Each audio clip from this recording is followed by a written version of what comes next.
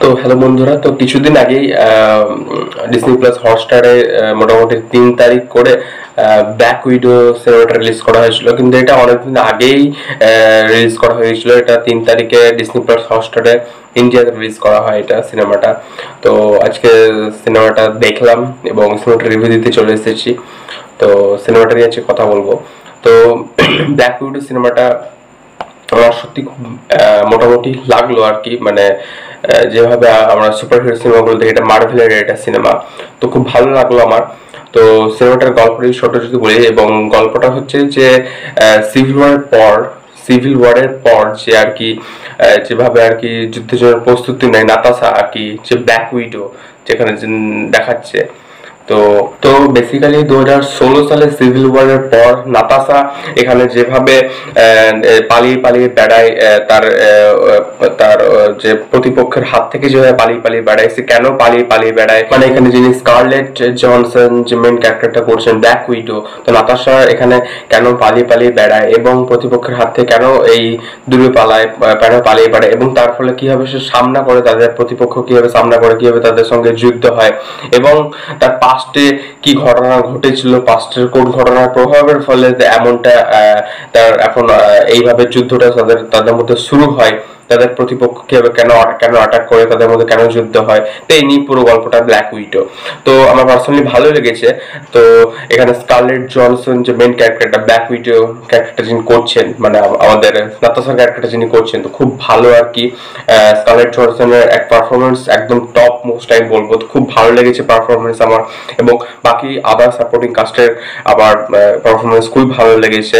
এবং এই সিনেমাটার সবচেয়ে আর একটা প্লাস পয়েন্ট হলো সিনেমাটার মধ্যে যে শুধুমাত্র যে একটা আমরা কি জানি মার্ভেলের বেশিরভাগ সিনেমা বা ডিসি আমরা সব সিনেমা দেখে থাকি যে একটা অ্যাকশন ওরিয়েন্টেড একটা ওভারঅল একটা ফিল্ম থেকে একটা মাসালা অ্যাকশন ওরিয়েন্টেড আমরা যেটা বলি, তো সেটা তো আছে এই সিনেমার মধ্যে। একটা মাসালা ওরিয়েন্টেড একটা অ্যাকশন ফিল্ম তো বটেই, তার সঙ্গে একটা ভালো প্লাস পয়েন্ট আমি বলবো যেটা হচ্ছে এখানে যে ব্ল্যাক উইডোর যে একটা ফ্যামিলি ব্যাকড্রপে তার এবং তার মানে ব্যাক সাইডে তার ফ্যামিলিটাকে রেখে, তার ফ্যামিলির অনেক ইমোশনাল জায়গা, তার ফ্যামিলিটাকে, তার ফ্যামিলি পারপাসটাকে এত সুন্দরভাবে এখানে তুলে ধরা হয়েছে ব্ল্যাক উইডোর। তো সেটা আমার খুব টাচ করেছে, ইমোশনালি খুব কানেক্ট করেছে ভালোভাবে ফ্যামিলি পারপাসটা, এবং তার ফ্যামিলি ব্যাকড্রপটা খুব ভালো লেগেছে ব্ল্যাক উইডো। ছোটবেলা থেকে কিভাবে সে বড় হচ্ছে, এবং তারপরেও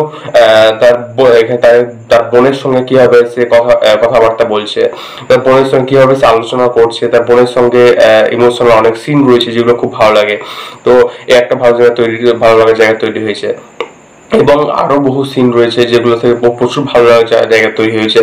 কিন্তু আমি পার্সোনালি বলবো এখানে যে কি বলবো, এখানে যে সুপার হিরো সিনেমাতে, এগুলো তো সুপার হিরো সিনেমাতে সেরকম আর কি ভিলেনটাও আর কি স্ট্রং হওয়া চাই। যেমন আমরা অ্যাভেঞ্জার্সে যেমন থ্যানোসকে দেখেছিলাম, তো সে একটা খুব একটা সুপার ভিলেন ছিল, একটা সুপার পাওয়ারফুল একটা ভিলেন ছিল, এবং তার সামনে এতগুলো সুপার হিরো লড়াই করছে, মানে একটা মানাচ্ছে যে একটা বেশ একটা ব্যাপারটা জমে, মানে এতগুলো ভালো সুপার হিরোর সঙ্গে একটা মোস্ট সুপার পাওয়ার ভিলেনের সঙ্গে লড়াই, তো এটা দেখে আর কি বেশ জমে। কিন্তু এখানে যে ভিলেনকে দেখানো হয়েছে ব্ল্যাক উইডোর সঙ্গে, তো ভিলেনটা আর কি সেভাবে আর কি জোর নেই, যে ক্যারেক্টারটা সেইভাবে আর কি আর কি বলবো, মানে ক্যারেক্টারটা সেইভাবে আর কি এস্টাবলিশড করা হয়নি ক্যারেক্টারটা। তো এখানে ভিলেনটাকে আমার খুব একটা মানায়নি, এবং ক্যারেক্টারটাকে আরো ভালোভাবে বিশ্লেষণ করা যেতে পারতো। তো এখানে ক্যারেক্টারের সঙ্গে আর একটু ভালোভাবে পরিচিতি ঘটাতে পারতো আমার মনে হয় ভিলেনটার সঙ্গে। তো ভিলেনটার সঙ্গে সেইভাবে আর কি যেভাবে ব্ল্যাক উইডোর যেভাবে অ্যাকশন সিন গুলো হয়, যেভাবে ফাইট সিন গুলো হয়, তো সেইগুলো তো আর কি সেইভাবে আর কি জমেনি, এবং ভিলেনের ক্যারেক্টারটা ভালোভাবে এস্টাবলিশড হয়নি আমি বলবো। তো এটাই আমার একটু নেগেটিভ পয়েন্ট লেগেছে। এবং এর ভিএফএক্স এর কাজ মোটামুটি ভালো, সিনেমাটোগ্রাফিও বেশ ভালো, যেভাবে আমরা দেখি আর কি মার্ভেলের সিনেমাগুলোতে বেশ আর কি সেম টু সেম আর কি ভালোই লেগেছে আমার।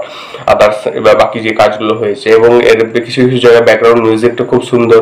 তো ওভারঅল আমার সিনেমাটা ভালোই লেগেছে। তবে ওই যে বললাম, ওই যে এখানে ভিলেনটাকে আর একটু পাওয়ারফুল ভিলেন, এবং পাওয়ারফুল সবচেয়ে বড় কথা ক্যারেক্টারটা ভালোভাবে এস্টাবলিশ করা যেতে পারতো। এবং আর একটা ভালো লাগে যেটা বললাম, এটা ফ্যামিলি পারপাসটা খুব ভালোভাবে এখানে দেখানো হয়েছে। অ্যাকশন ওরিয়েন্টেড হলেও একটা ফ্যামিলির ব্যাক সাইড একটা ব্ল্যাক উইডোর ফ্যামিলিটাকে রেখে খুব সুন্দরভাবে পুরো ব্যাপারটা দেখানো হয়েছে, এবং তার পাস্টে কি কি ঘটেছিল, কেন ঘটেছিল, পাস্টের ঘটনাগুলো খুব সুন্দরভাবে খুব স্ক্রিন প্লেটা খুব ভালোভাবে ফাস্ট এবং খুব ভালোভাবে সাজিয়ে গুছিয়ে খুব একটা এঙ্গেজিং স্ক্রিন প্লে করা হয়েছে। আমি বলবো আপনারা অবশ্যই দেখুন, ডিজনি প্লাস হটস্টারে আছে এটা। তো ভালো লাগবে সিনেমাটা, মার্ভেলের বাকি সিনেমাগুলোর মতো এই সিনেমাটাও ভালো লাগবে। তো এটাই রিভিউ ছিল আমার। তো রিভিউটি ভালো লাগলে চ্যানেলটা অবশ্যই সাবস্ক্রাইব করে দেবেন, লাইক করে দেবেন, শেয়ার করে দেবেন, এবং আপনারা যারা ব্ল্যাক উইডো দেখেছেন তাদের কেমন লেগেছে ব্ল্যাক উইডো সেটা অবশ্যই কমেন্ট বক্সে জানাবেন।